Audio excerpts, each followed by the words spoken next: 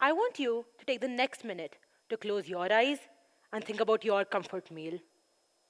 Think about its taste. Think about its aroma. Imagine it being cooked in your kitchen. Imagine someone you love standing over it, cooking it for you. Finally, imagine the feeling of that first bite. The happiness that explodes within your mouth. You can open your eyes now. This is exactly how I feel about my comfort meal. In fact, I love my comfort meal so much that I am going to dedicate the next 10 minutes of my TEDx speech telling you the recipe for it. First, you need to start with finely chopped anxiety. Can't be anything below the French fine dining ones. Next, move on to dicing anger beautifully into tiny little cubes. You better keep up with the Gordon Ramsay proficiency throughout this all. One slip, and you will have your adorable cube calling you an idiot sandwich. But never mind that. Next, make a paste of unbeatable sadness using mortars and pestles only of fine Italian white marble. Transfer all of your contents to the largest, most infinite pot you can find and add a few green leaves of luscious jealousy in. Measure out exactly 1 tablespoon of teenage angst and let all of your contents simmer in the broth of the great unknown change. And don't worry, like every good masala recipe, give it a few hours. Let all the anger and angst mix itself, and you will have yourself the most flavorful soup you have ever tasted. Take one sip and know that congratulations, you have just learned how to make the primordial soup of your own mind. It is this primordial soup which I, by the way, very early in my teenage years, hailed as my favorite midnight snack and still love to go back to occasionally. What a great comfort meal. But in all seriousness, I did spend a majority chunk of my middle school and even early high school with crippling anxiety, wondering what on earth is going on in my mind. Did I ever figure it out? I think I did. Do I think that many of you, the students sitting in the audience today, are going to agree with me when I call the recipe to my primordial soup a disaster chefed by growing up and trying to balance academic life? I surely do hope so. This is my story of learning how to navigate my way through the primordial soup of my own mind and learning how to swim in it. Whatever effect the COVID-19 pandemic had on my brain was very interesting. Trust me, I remember it as if it happened yesterday, yet have no actual memories from the time. I remember saying goodbye to my friends on a random afternoon in 6th grade and waking up in boarding school in 8th grade. Well, the closest thing I do have to a memory is sitting on my bed with the air conditioner on top speed and scrolling through my brand new Instagram account. Well, maybe it was just trendy at that time, or maybe I was just new to Instagram, but my entire feed was covered with these seemingly normal looking places that would somehow make me feel so apprehensive and edgy. These were described on the internet as backrooms. Now, backrooms were all over my Instagram feed and covered every inch of my interest. Like a whole subculture of the internet, they made me feel extremely lost and confused to look at. This feeling, by the way, was so profound that it even led to a whole new web folklore that would describe the backrooms as these hidden dimensions which one could get lost into and fall in. But what exactly are backrooms? Well, a Reddit user described the backrooms as a feeling we all experience sometimes in our life. It is also a place, at the same time, just stuck somewhere in the back of our mind, and we are unable to explain it.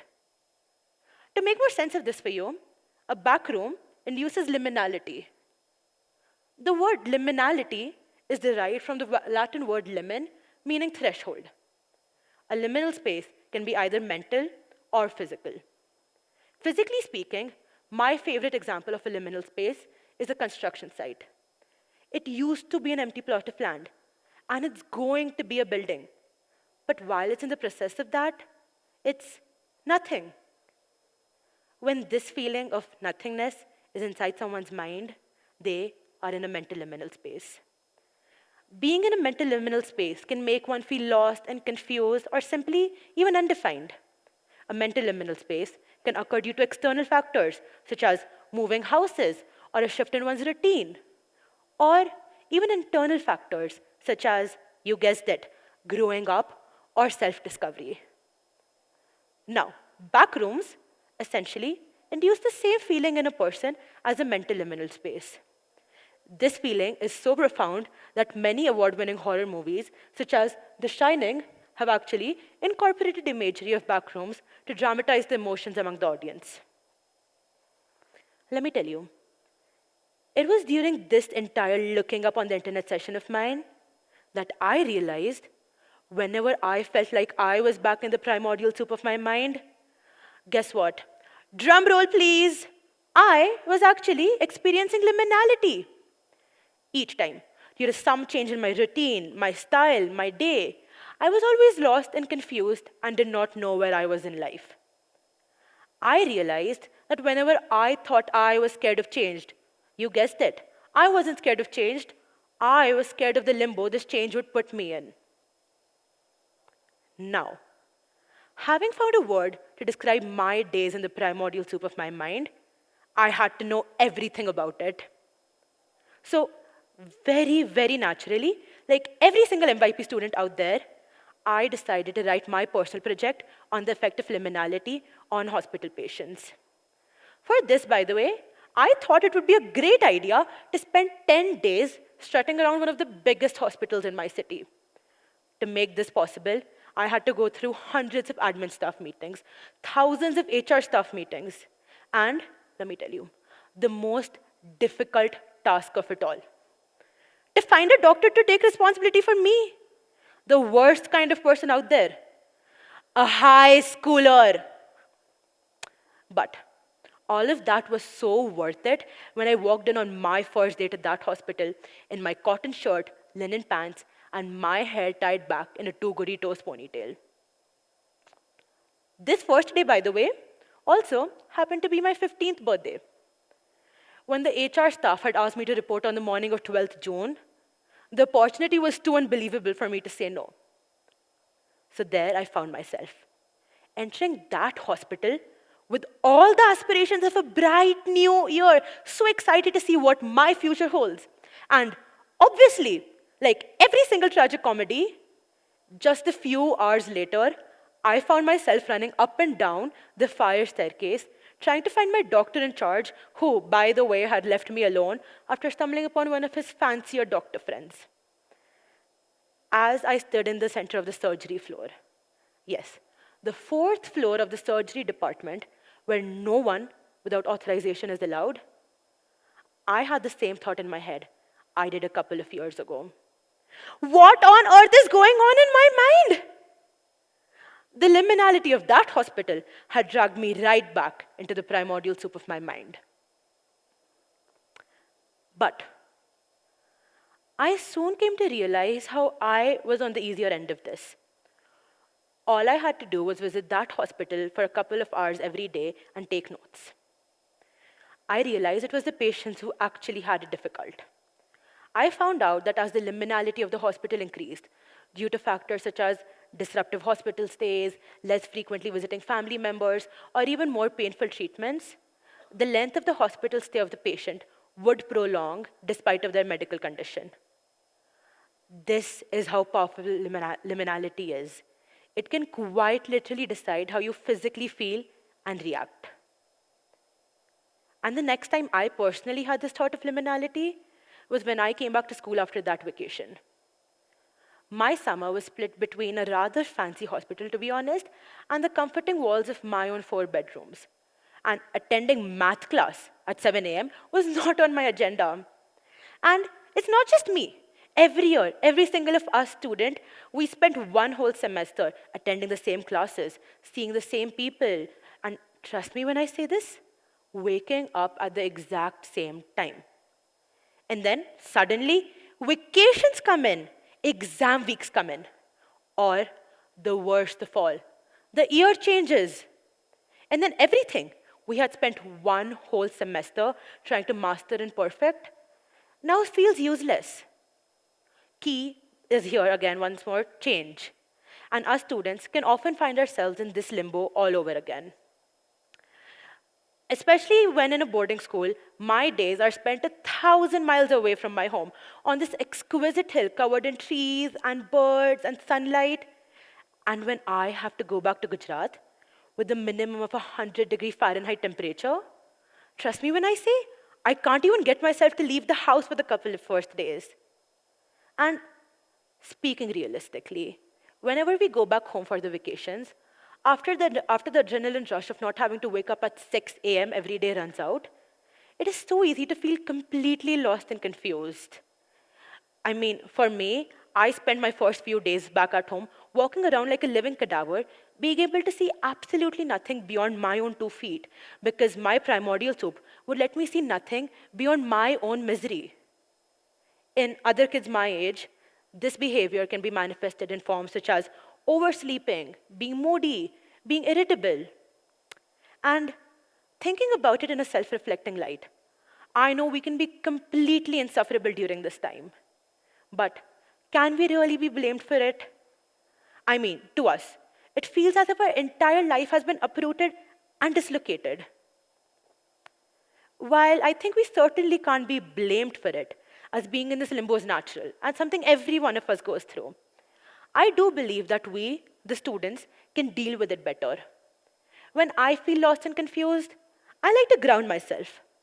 When I forget the brighter and bigger picture, I like to remind myself of the smaller, everyday picture.